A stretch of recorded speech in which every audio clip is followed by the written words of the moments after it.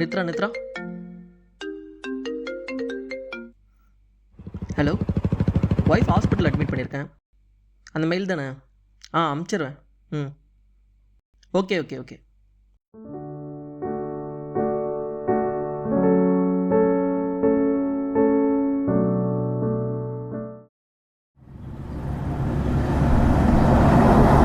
கம்பெனியில் ஜாயின் பண்ண புதுசில் ஒரு பொண்ணை பார்த்தேன். அவள் பேர் ரீனா. பார்த்தது ரொம்ப பிடிச்சிருந்துச்சு. அவகிட்ட என் காதலையும் சொன்னேன். 5 வருஷம் கழித்து வீட்டில் சொல்லி கல்யாணமும் பண்ணிக்கிட்டோம். லைஃப் ரொம்ப ஹாப்பியாக போச்சு. 1 இயரில் ப்ரெக்னென்ட் ஆனோம். ப்ரெக்னென்ட் ஆகி 4 மாதம் கழித்து நான் ஆஃபீஸில் இருக்கும்போது எனக்கு கால் பண்ணான். ஹலோ, சொல்லுமா. எனக்கு அடிவயிறு ரொம்ப வலிக்குதுங்க. அப்படியா? சரி, உடனே வரேன் நான்.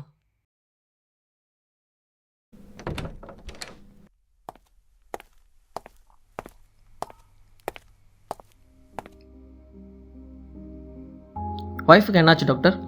ஒய்ஃப் நல்லா தான் இருக்காங்க. சரி. ஆனால் குழந்தை தான். குழந்தைக்கு என்னாச்சு டாக்டர்? அபார்ட் ஆயிடுச்சு. அபார்ட் ஆயிடுச்சா? நாங்கள் ரொம்ப ஆசைப்பட்ட விஷயம் எங்களை விட்டு போயிடுச்சு. அபார்ட்டான குழந்தைய என் கையில் கொடுக்க போகிறாங்க.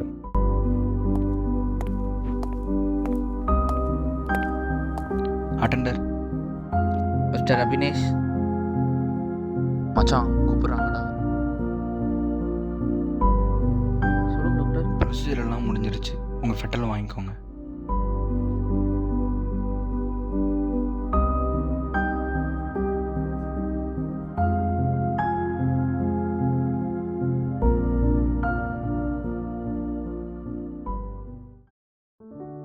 டேய் போலாம் வாடா.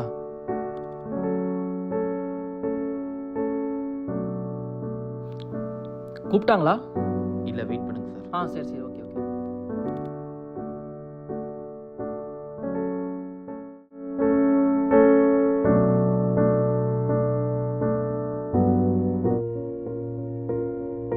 கல்யாணம் ஆகி 6 வருஷம் ஆச்சு.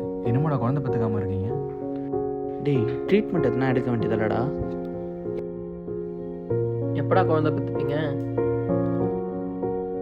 எப்படா குழந்தை ட்ரீட்மெண்ட் எதுனா எடுக்க வேண்டியதில்லடா. இன்னும் குழந்தை பெற்றுக்காமல் இருக்கீங்க? அப்பா, எங்கள் தேவை என்னன்னு உங்களுக்கு தெரியும். சரியான நேரத்தில் நீங்கள் அதை தருவீங்கன்னு நான் விசுவாசிக்கிறேன். எங்களுக்கு இந்த கஷ்டத்தை தாங்குகிற மனபலத்தை மட்டும் கொடுங்க. இயேசுவின் நாமத்தில் ஆமென்.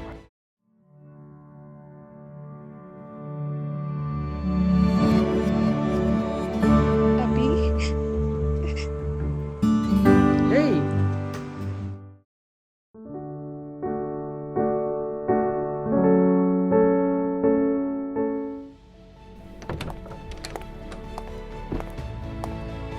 அட்டெண்டர்.